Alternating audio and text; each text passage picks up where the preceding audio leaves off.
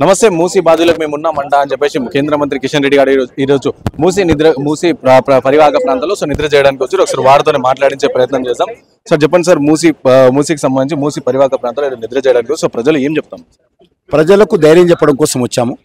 ప్రజలు ఒక భయానకమైనటువంటి పరిస్థితుల్లో ఉన్నారు, భయపడతా ఉన్నారు.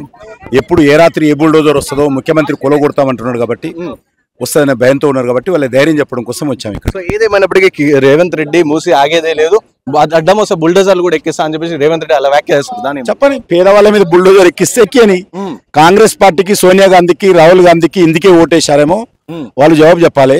ఈ పేద ప్రజల యొక్క ఇల్లు కూలగొట్టి వీళ్ళు నిరాశ్రయులు చేసి మీరు ఇక్కడ బ్యూటిఫికేషన్ పేరుతో ఈరోజు రియల్ ఎస్టేట్ వ్యాపారం చేస్తామంటే ప్రజలు ఎవరు చూస్తూ కూర్చోరు, ఖచ్చితంగా దాన్ని ఎదుర్కొంటారు ప్రజలు. సో ఇక్కడ రీసెంట్ గా రేవంత్ రెడ్డి కూడా నల్గొండ ప్రాంతాలు అంటే ఇక్కడనేమో నోటీసులు ఇచ్చి అక్కడనేమో పాదయాత్ర చేశారు. సో దీని ఎలా చూడొచ్చు? పాదయాత్ర చెయ్యండి, మాకే రకమైన అభ్యంతరం లేదు. నల్గొండకు నీళ్లు ఇవ్వండి, మాకే రకమైన అభ్యంతరం లేదు.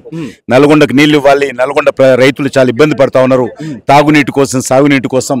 మీరు కృష్ణా నుంచి తెస్తారా లేకపోతే గోదావరి నుంచి తెస్తారా? 1,50,000 కోట్లు ఖర్చు పెట్టి ఈ మూసీలో నీటి ద్వారా నల్గొండ సస్యశ్యామలం చేయడం మేము అండగా ఉంటాం. సో ఫైనల్ గా మూసీ ప్రజల పక్షాన ఏం చెప్పబోతుంది బీజేపీ వారికి? మీరు మూసీ బ్యూటిఫికేషన్ చేయండి, మాకు ఏ రకమైన అభ్యంతరం లేదు. రిటైనింగ్ వాళ్ళు నిర్మాణం చేసి 2 సైడ్ల నిర్మాణం చేసి మీరు నీళ్లు నల్గొండ తీసుకెళ్ళండి, ఇక్కడ బ్యూటిఫికేషన్ చేయండి. రియల్ ఎస్టేట్ వ్యాపారం చేయకండి, పేద ప్రజలకు నిరాశ్రయాలు చేయకండి. పేద ప్రజల కష్టార్జిత ఇండ్లు, ప్రభుత్వం కట్టిన ఇండ్లు కావు, ప్రభుత్వం ఇచ్చిన ఇండ్లు కావు. వాళ్ళు కష్టార్జితం చేసి పేదవాళ్ళు ఒక్కొక్క రూపాయి కూడగట్టి ఒక్కొక్క ఇటుక పేర్చి ఇల్లు కట్టినటువంటి ఇండ్లు ఇవి. వీళ్ళను నిరాశ్రయాలు చేయకండి. వీళ్ళకి అండగా ప్రభుత్వం కూడా ఉండాల్సిన బాధ్యత ఉంది. వాళ్ళకి డబుల్ బెడ్రూమ్ అడుగుతలేరు, వాళ్ళేమి దోమలు రాకుండా మీ దోమతెరలు ఏమి అడుగుతలేరు, మీ ప్రభుత్వం దగ్గరకు వచ్చి వాసన రాకుండా సెంట్ ఏమి అడుగుతలేరు. వాళ్ళ జీవితం వాళ్ళు గడపనివ్వండి. మీరు పేదవాళ్ళు ఇండ్లు వాళ్ళకు లేని వాళ్ళకి ఇవ్వండి పోయి.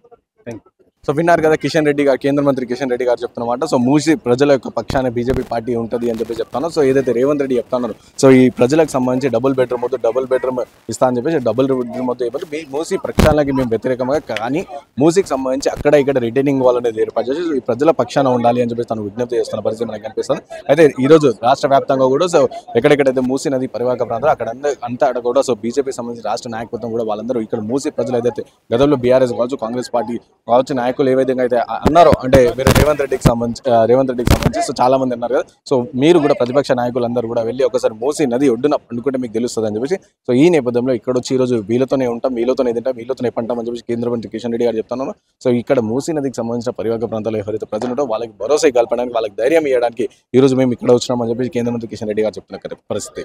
కెమెరా పర్సన్ సాయితో రాణా ప్రతాప్, హైదరాబాద్.